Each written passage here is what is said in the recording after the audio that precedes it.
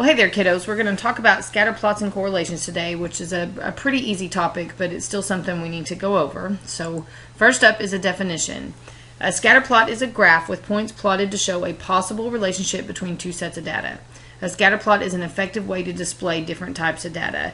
In a scatter plot, we also never ever connect our dots. We plot our points on the graph and then we leave it. We don't connect them because they don't always go in a straight line or a pattern of any sort. So your first example, we're going to actually make a scatter plot. So the table shows the number of cookies in a jar from the time since they were baked. We're going to make a scatter plot using the given data. You have a graph on your paper. What you need to do is take these points in the table, and it should be labeled for you, but just in case it's not, the time since the cookies were baked is X and the number of cookies is Y.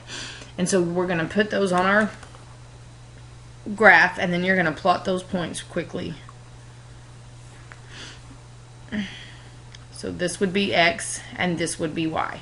And so now we're going to take our graph. This is what your scatter plot should look like, something similar. It might not be exact because these numbers weren't exact, 16, 10, and 7. They didn't necessarily match exactly what was on our graph, but you could get close. So that's what your scatter plot should look like. So let's try another one. You have a table that shows the number of points scored by a high school football team in the first 4 games of a season. We're going to graph a scatter plot using the given data. And so now we have another graph that talks about the game and the score. And we're going to graph this on our other scatter plot. You also have this. The game will be your x-axis, the score will be your y-axis. So get those points plotted on your scatter plot again on your graph and create a scatter plot. Once you're done, this should be what your scatter plot looks like. You see we have this one point out here that's not in line with the others, and that's this point, the 3 and 46, because you see it's vastly different from the others. So that point is lying out from where the other ones are, which is what makes it not a straight line. So a correlation, when we're talking about scatter plots, a correlation describes a relationship between two data sets. There are 3 types of correlations that we're going to talk about, but it just describes the relationship. It tells us how the two sets of data relate to each other. And like I said, there are 3 kinds. There's this one, which you should sketch on your first graph on your paper. It doesn't have to be exact, but you need something that looks similar. And this is called a positive correlation, because in this correlation both sets of data values increase. So as I go along and increase my x values, I also increase my y values, and so it makes the dots increase as we're looking at the graph. So whenever you have a positive correlation, both sets of data values increase at the same time. As one goes up, the other goes down. So like in the first example we did with the number of cookies, if that had had a positive correlation, we would be able to say that as the number of days increased, and the number of cookies in the jar also increased. They would do the same thing. It didn't. It was just the opposite. The second example with the number of games and the points scored. The more games there were, the more points they scored. And so games increased, points also increased. Here's what the second one should look like. You want to sketch that on your second graph. And this is what we call a negative correlation. It's where one set of data value increases while the other one decreases. So in this example, this is like the cookie example. As the number of days increased, the amount of cookies in the jar decreased. So as one went up, the other went down, and so it gives us this decreasing relationship. So it's a negative correlation. The third type is my favorite. Looks something like this. Your dots are just sort of all over the place. So you want to create a graph that looks similar. And when this occurs, what is said is that we have no correlation, and so there's no relationship between the data sets. It's like this is like having a graph of the month of the year and the number of cookies you eat. They don't have anything to do with each other, but yet we put them on a graph. And so this is what happens when that occurs. You get no correlation because the two things have nothing to do with each other.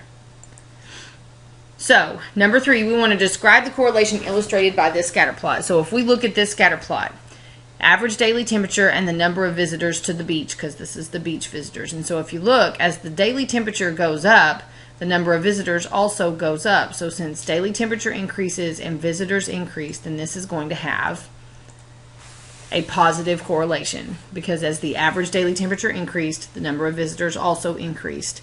So it gives it a positive correlation. You can also tell by looking, the points increase from left to right as you're going. So if I were to draw a line in the middle of this data, it would have a positive slope, so it has a positive correlation. So now we have this one. We have a snowboarding competition, and so as the years went by, the number of participants. So as the years increased, the number of participants in the snowboarding competitions also increased. So as the years passed, the number of participants increased. So as years increased, participants increased, which makes this a positive correlation again. You see the points are increasing as we go from left to right. So now we're going to just read some statements and identify the type of correlation we would think it is. So the first one is the average temperature in a city and the number of speeding tickets given. So as the temperature goes up in the city, do people start to drive faster? Because if they start to drive faster, then we have a positive correlation. Or, you know, as the temperature goes down, does the number of speeding tickets also go down?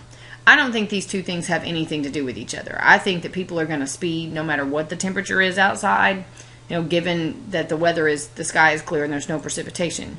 So I would expect that there would be no correlation. And I know that some of you are going to argue the point, yes, when it gets colder, it gets icy. It doesn't say anything about the weather. It just has something to do with the temperature. It's not talking about the actual weather outside, whether it's raining, snowing, icy. It just says the temperature. And as y'all learned this week, it can be really, really cold outside, but it can still be sunny. Because that's how our week started at school this week. It was nice and sunny outside, but it was cold. And so they're just talking temperature, not weather. Don't read things into these statements that are not there. Because, so you see, the number of speeding tickets doesn't have anything to do with the temperature. A cop is going to give you a speeding ticket even if it's 30 degrees outside. So here's the next one. The number of people in the audience and the ticket sales. Well, if I sell a whole bunch of tickets, I would expect that there would be more people in the audience. So I would think that this has a positive correlation, because as ticket sales increases, then the number of people in the audience will also increase. So the two things are both increasing, gives it a positive correlation. A runner's time and the distance to the finish line. Now you have to think very carefully about this. If you have never run a race of any kind, it's hard to sort of think about this, but most of you probably have run a race or you've watched a race. And so you understand that a runner's time and the distance, the faster a runner runs, their distance to the finish line decreases faster, okay? Because they're getting closer and closer. So, you know, if I'm running a race with Molly, and Molly runs faster than me, Molly's distance to the finish line is going to decrease faster than my distance to the finish line. I would think that this would have a negative correlation, because as time increases, distance to the finish line decreases. The longer you run, the closer you get to the finish line, unless you're running backwards or on the wrong racetrack. Okay, that's what should happen. So this does have a negative correlation. So here's a couple more.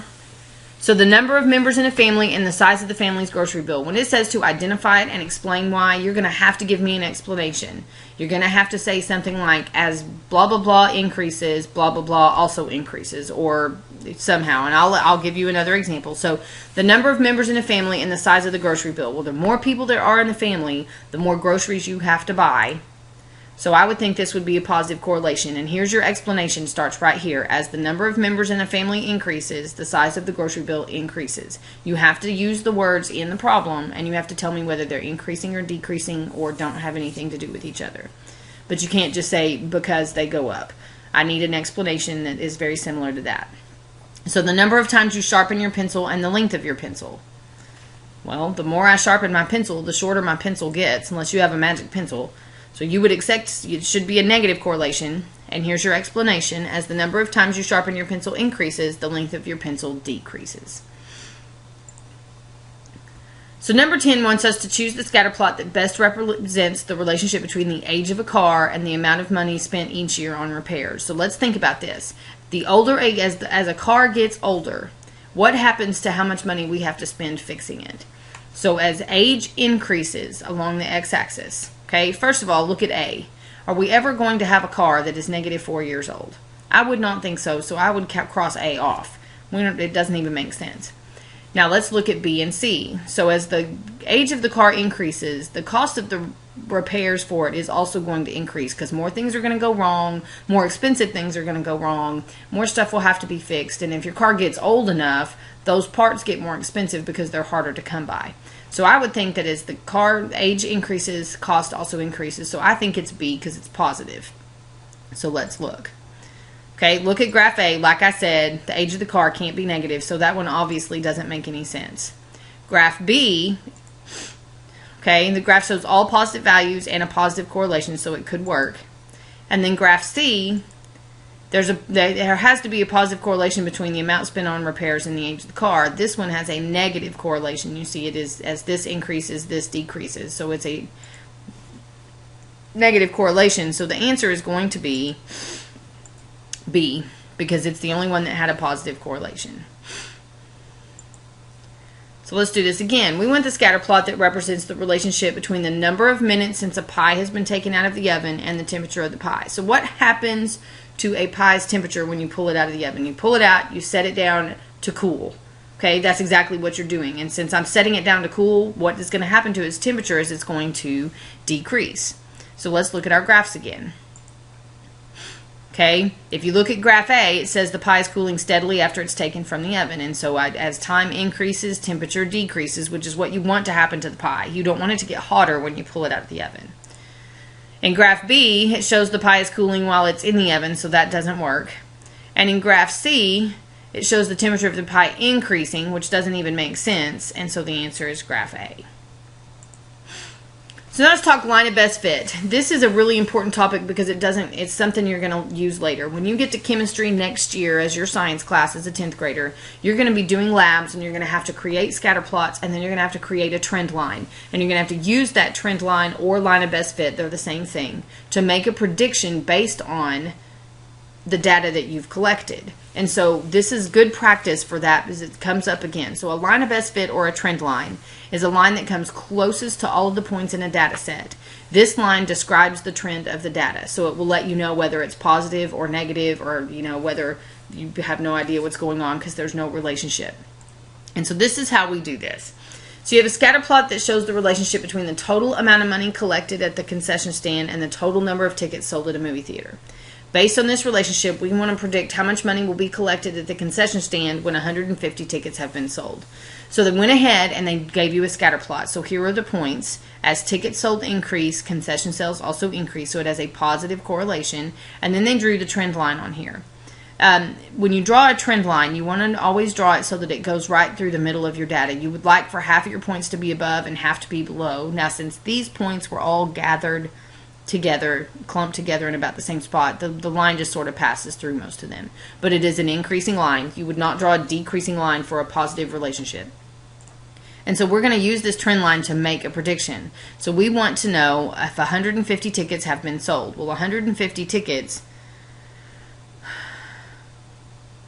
would be about right here because this goes 20, 40, 60, 80, 100, 120, 140. This would be 160, so 150 would be in between them. And if I go up here to where that meets my line, and then over, you see it hits right here somewhere between 700 and 800, which I would call 750. So I would think if 150 tickets have been sold, I should sell $750 in concessions using that trend line. And so you see they're going to draw the line for you. It's better than my little mouse pointing at stuff. So right there is 150, and you see it meets the graph about right here, which I called about 750. And so that's what it says. Based on the data, $750 is a reasonable prediction of how much money will be collected. So, based on the trend line, predict how many wrapping paper rolls need to be sold to raise $500. So you have a fundraiser. People are selling wrapping paper. So the more wrapping paper they sell, the more money they raise. This has a positive correlation. The first thing we're going to do is draw a trend line. So we want to get a line on here that passes through most of our points. And so here's what our trend line would look like. And you see you've got some points above it, some points below it, and a lot of the points on it. It just goes through the middle. And so we're going to find the point on the line whose Y value is 500 because that's what it says.